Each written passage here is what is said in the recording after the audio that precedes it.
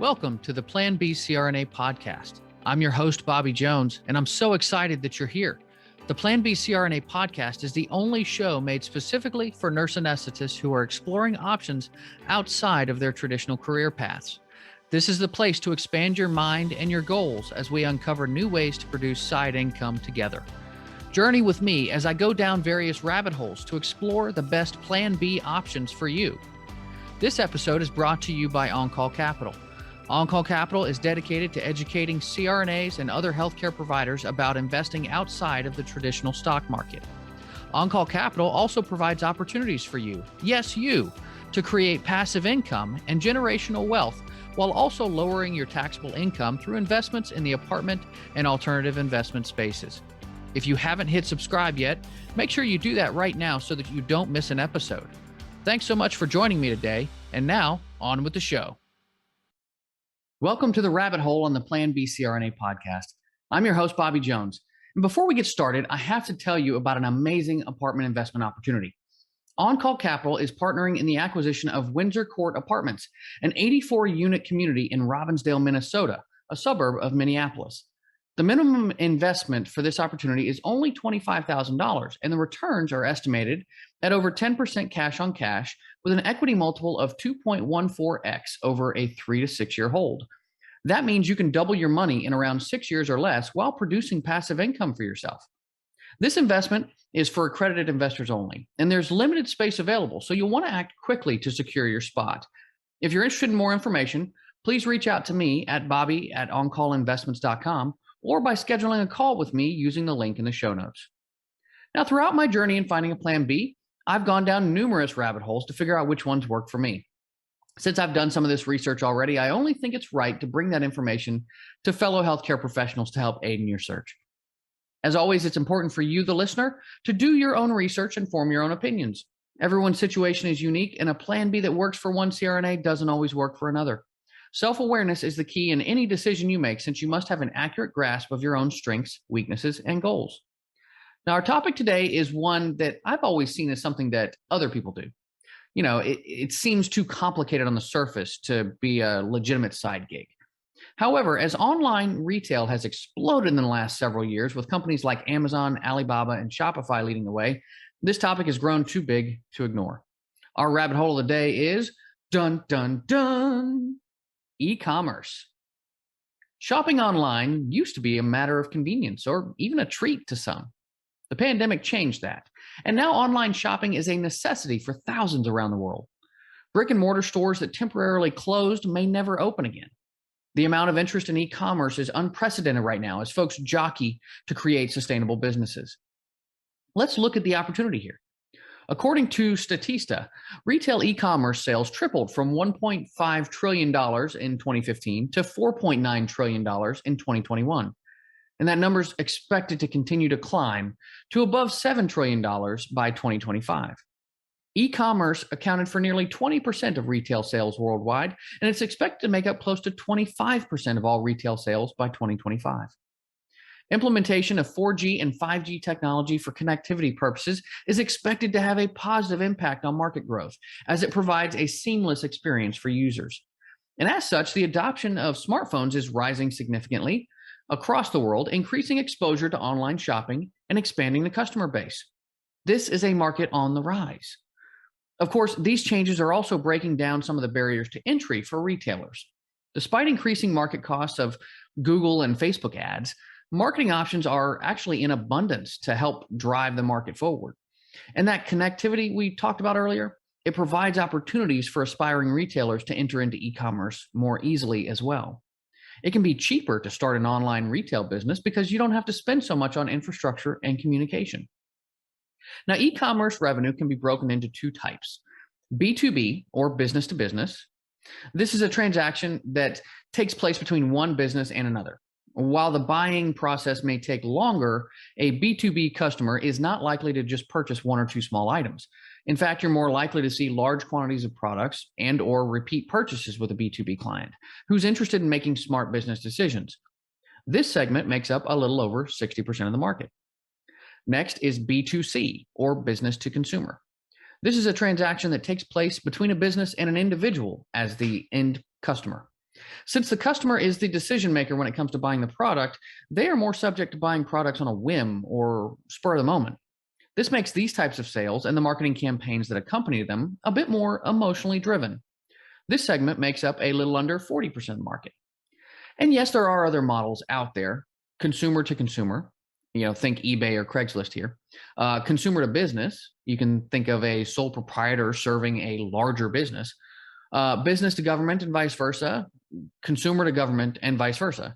They just aren't that critical for us to dwell on for purposes of this particular episode. Starting an e-commerce business, though, can be daunting, even if there are numerous opportunities out there. And I mean, it's just enormous, the different types of businesses that are available. And that's because there's just a really big learning curve here. You have to set up your e-commerce store, protect yourself legally, get your finances in order, market and sell your product, and start building your store. Now, I'm going to give you a step-by-step overview of the process here, with the idea that you will need to dive deeper on your own. This is a very broad overview of the steps necessary to get going, and it won't actually look exactly the same for everyone in practice. Don't worry, though. As usual, I will have a plethora of links in the show notes to help guide you further. So let's get started. Number 1, research e-commerce business models. There isn't a single business structure out there that works for everyone. Service-based business, software, digital product sales, and physical products are just a taste of what's out there. And before you decide to sell what to sell online, you need to understand the different business models that are available to you. So let's start with one that I think we all understand: wholesaling and warehousing. This requires a lot of investment at the start, as you need to manage inventory and stock, keep track of customer orders and shipping information, and invest in the warehouse space itself. Dollar Days, for example, is an online wholesaler with a massive product catalog. They offer case prices and piece prices, selling to the general public and retailers. Wholesale businesses are all about volume, though. You need to push products out to eBay, Amazon, Google, etc. And there are websites that handle this part for you, such as BigCommerce and Xcart. Now, next is private labeling and manufacturing. These are companies that manufacture products off-site for sale, sending the plans to a contracted manufacturer who then produces the product to specifications and can either ship directly to the consumer, third party such as Amazon, or to the company selling the final product. This is great if you have an idea for a product, but you don't have the cash or the desire to just build your own factory. Startup costs here are minimal, and you can change suppliers if you encounter issues with product quality. Next is white labeling. In this case, you choose a product that is already successfully sold by another company, but offers white label options. So you can design your package and label and sell the product. This is most commonly used in the beauty and wellness niche. One problem is demand, because you're stuck with whatever you order. If you can't sell it, you just have to get over it, because companies typically set a minimum production quantity. All right. Next is subscriptions. Now, this is a very common model used by some of the most successful e-commerce brands out there, such as Dollar Shave Club, Blue Apron, and Stitch Fix. The general idea is that consumers receive a box of products at regularly scheduled intervals.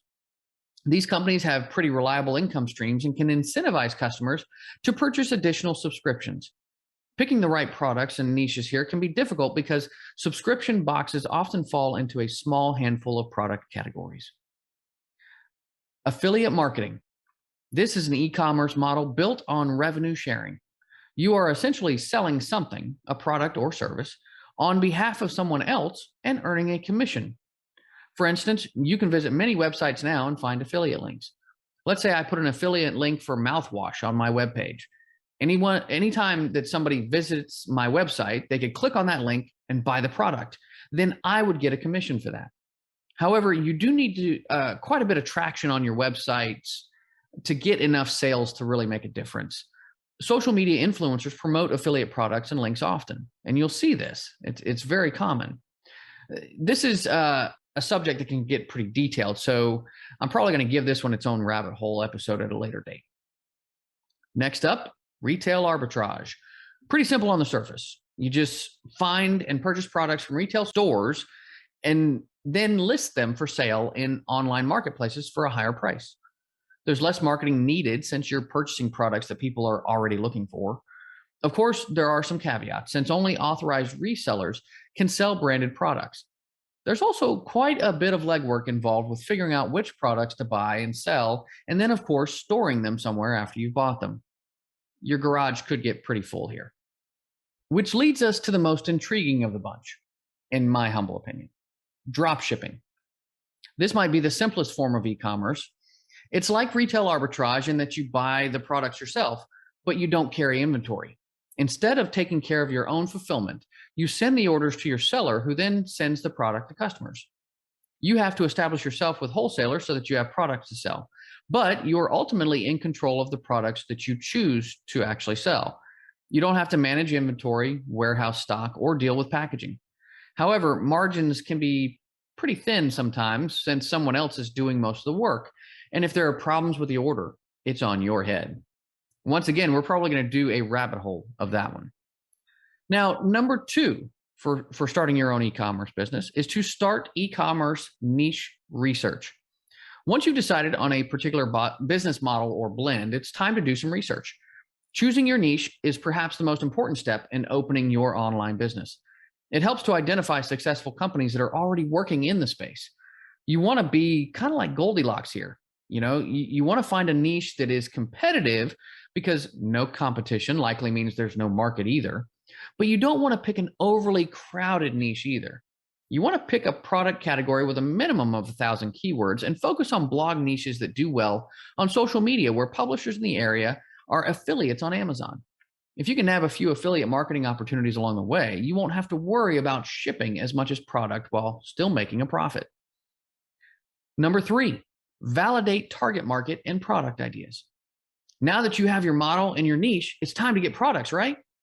Wrong. You need to think about your avatar and who you're selling to first.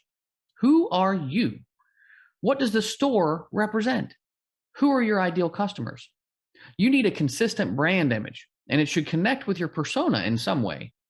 Luckily, Facebook can help you here with ad tools to find your target audience. You can get really detailed numbers and demographics information, and this info can help you to avoid narrowing down too much. If you start searching for single moms with 2 children and miniature schnauzers living in New Hampshire, chances are your market's going to be too small to draw upon.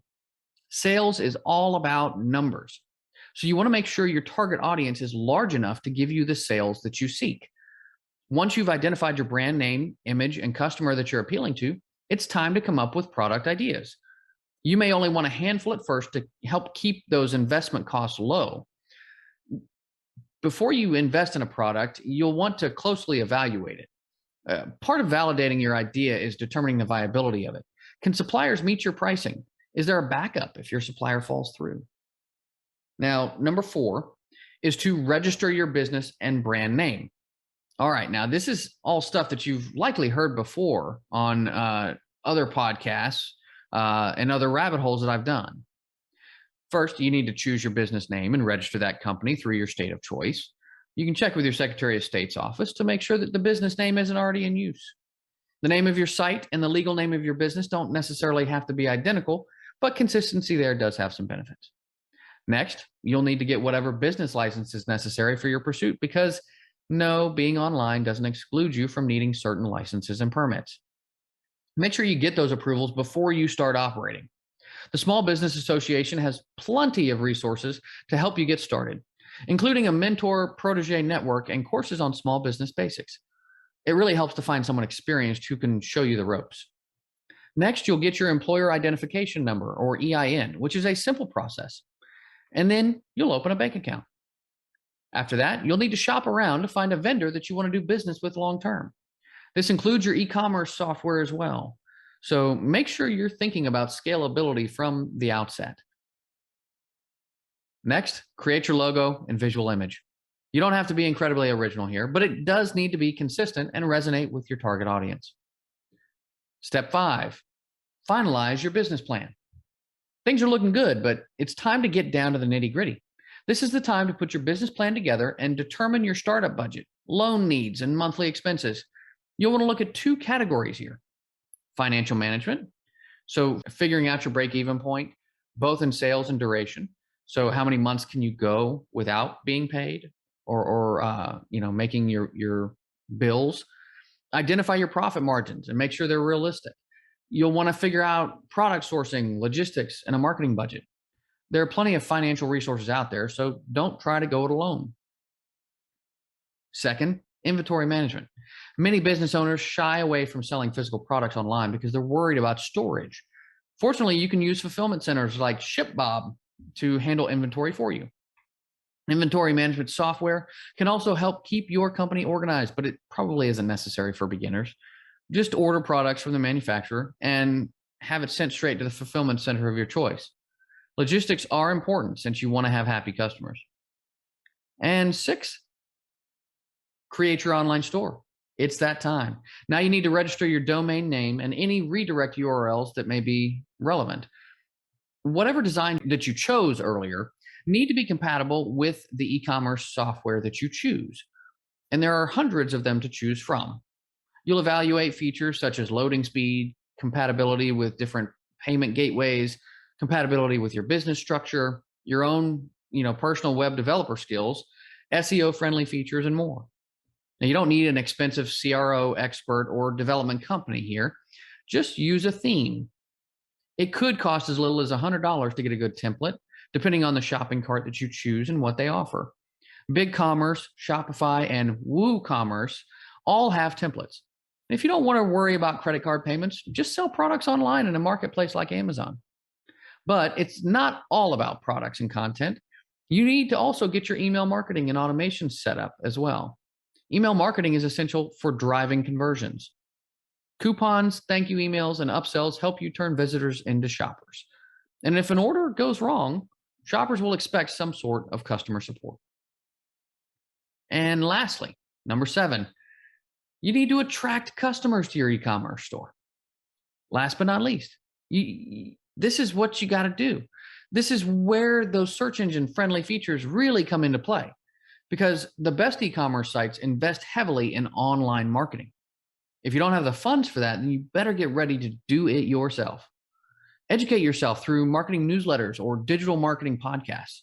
And no matter what you decide to sell, the first step in marketing is to create an email list. Now, you can do this by running a giveaway where the entry fee is your customer's email address. This has the added benefit of increasing brand presence and product visibility. And once you have an email list, you can then tailor your content to customer wants and needs.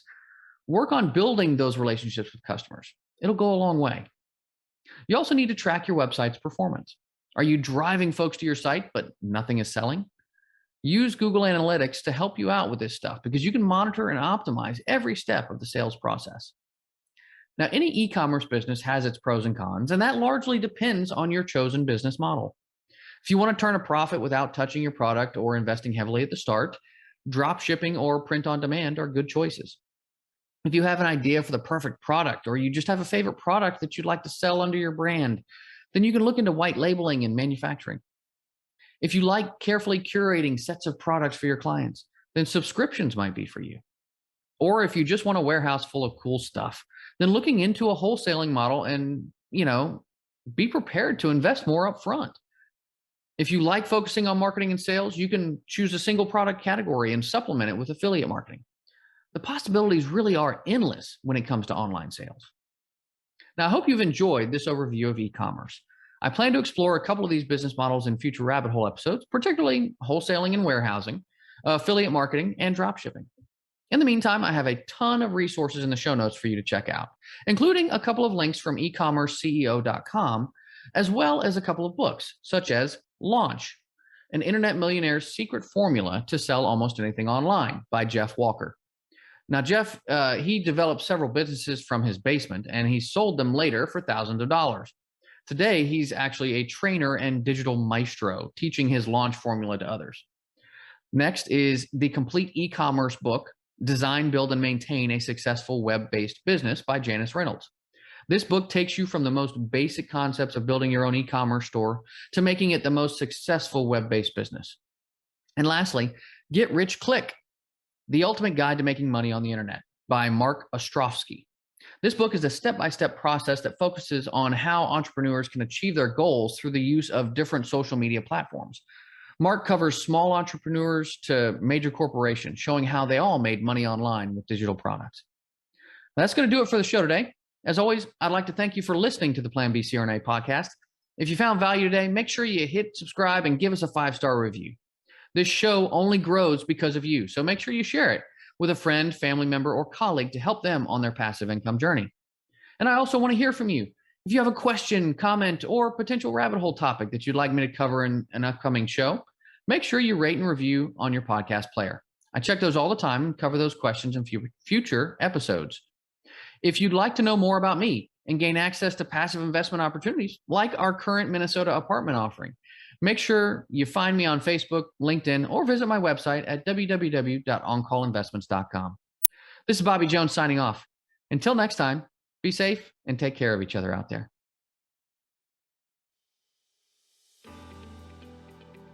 Thank you so much for joining me for another episode of the Plan B CRNA podcast. If you haven't already subscribed and reviewed the show, I'd be honored if you took the extra time. It really helps to expand our reach and get the word out about the show. If you're a CRNA who is interested in sharing your story on our podcast, I'd love to have you. Please email me at bobby@oncallinvestments.com for more information. This episode was brought to you by On-Call Capital. They are dedicated to helping providers like you develop passive income and generational wealth through investments in the apartment and alternative investment spaces. Feel free to check out their website at www.oncallinvestments.com and subscribe to their free educational email series. You can find On-Call Capital on Facebook, Instagram, and Twitter. You can also check out our YouTube page, where you'll find all of the show episodes along with other educational videos. Thanks for listening, and we'll see you on the next episode.